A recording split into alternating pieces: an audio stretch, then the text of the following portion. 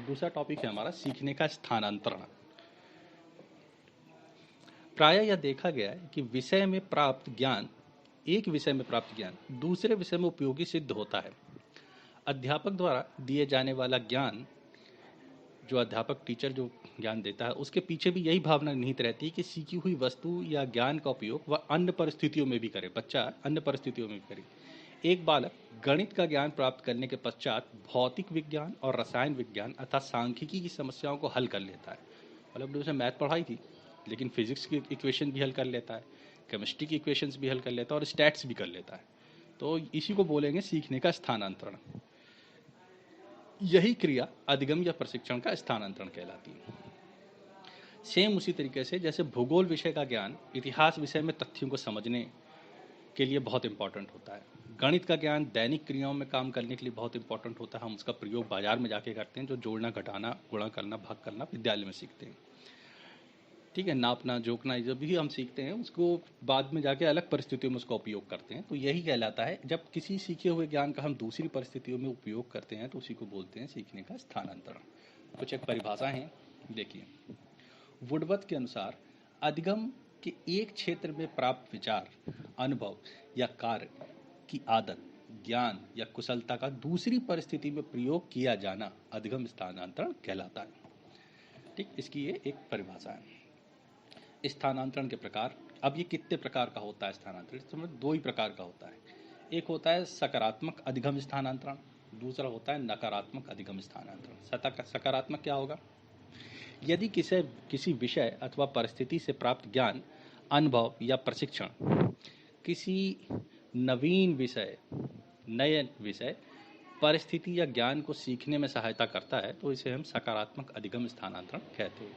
उदाहरण के लिए, साइकिल चलाने वाला को हम मोटरसाइकिल चलाना सिखाएं तो साइकिल चलाने में जो बैलेंसिंग उसने सीखी थी मोटरसाइकिल में, वो बैलेंसिंग उसके काम आ जाएगी, लेकिन उसने उसके ऊपर की चीज़ सीखी है।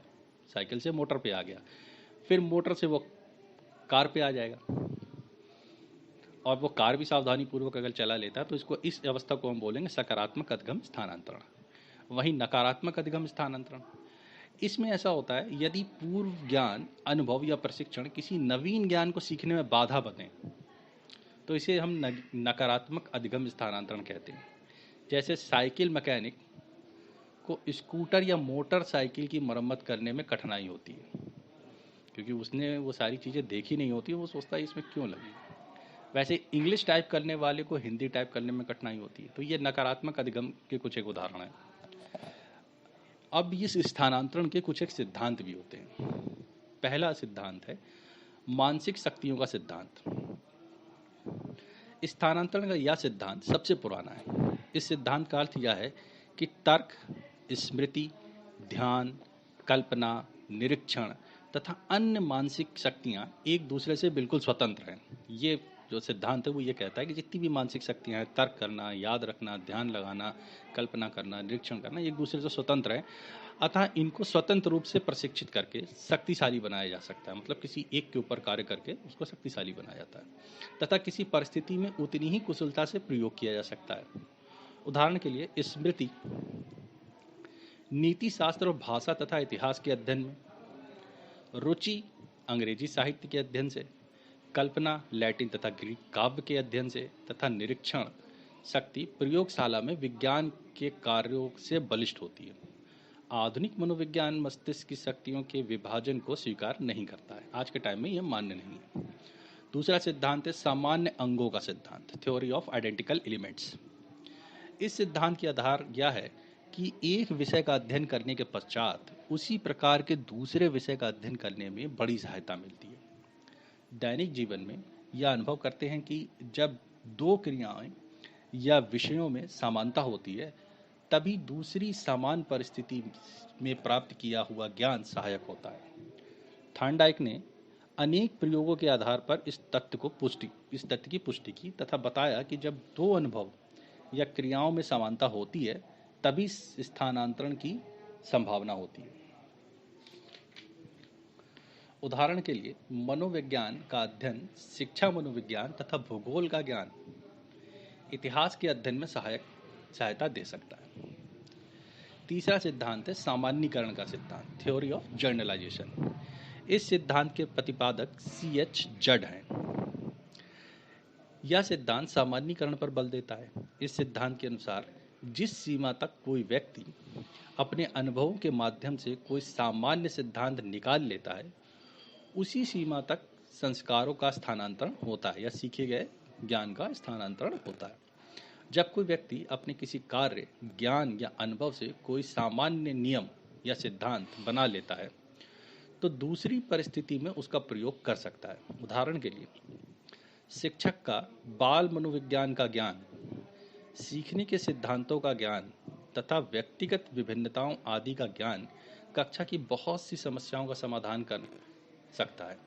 जड ने अपने को अधिक स्पष्ट करते हुए लिखा कि एक शिक्षक जिसका दृष्टिकोण ज्ञान के किसी एक क्षेत्र में उदार है, वह सूचना के माध्यम से केवल एक सत्य का उद्घाटन नहीं करता, अपितु वह उन सभी संकेतों का ताना बाना तैयार करता है जो शेष संसार का केंद्रीभूत सत्य है। अच्छा सिद्धांत है। चौथा सिद्धांत है द्वि तत्व सिद्धांत, 2 फैक्टर थ्योरी। इस सिद्धांत के प्रतिपादक स्पेयरमैन थे। उन्होंने बताया कि वृद्धि 2 प्रकार की होती है, सामान्य बुद्धि और विशिष्ट बुद्धि। आमतौर पर जीवन में सामान्य बुद्धि का प्रयोग किया जाता है।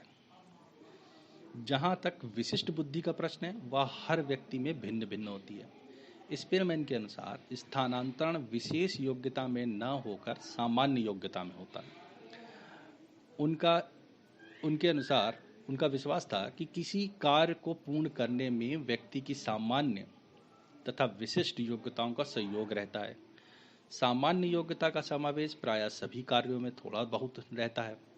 दूसरे शब्दों में, किसी कार्य को करने या सीखने में सामान्य योग्यता में जो बुद्धि होती है, उसका अन्य कार्यों में स्थानांतरण होता है। जैसे साहित्य, गणित, विज्ञान में सामान्य योग्यता की बुद्धि होती है। संगीत, चित्रकला, मूर्तिकला में विशिष्ट योग्यताओं का विकास होता है। ठीक, ये भी अच्छा सिद्धांत।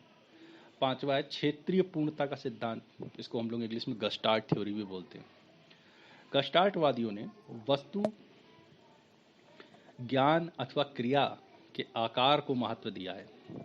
बालक किसी क्षेत्र से संबंधित वस्तुओं का निरीक्षण, प्रशिक्षण एवं प्रत्यक्ष ज्ञान प्राप्त करना सीखता है।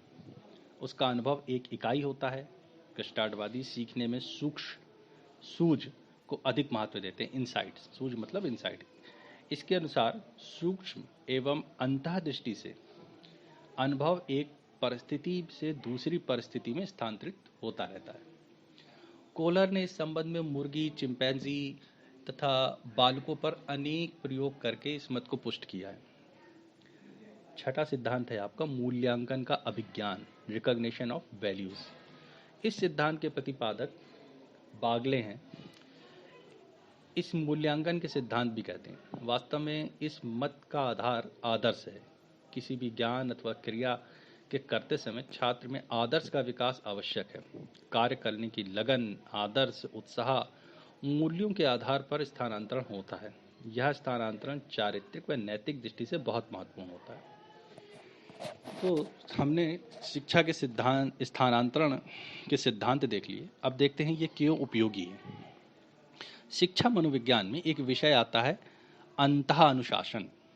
यहाँ पर भी इस विषय का वही महत्व है। स्थानांतरण में एक विषय का ज्ञान दूसरे विषय अथवा क्षेत्र में अपनाने के अत्यधिक लाभ हो सकते हैं।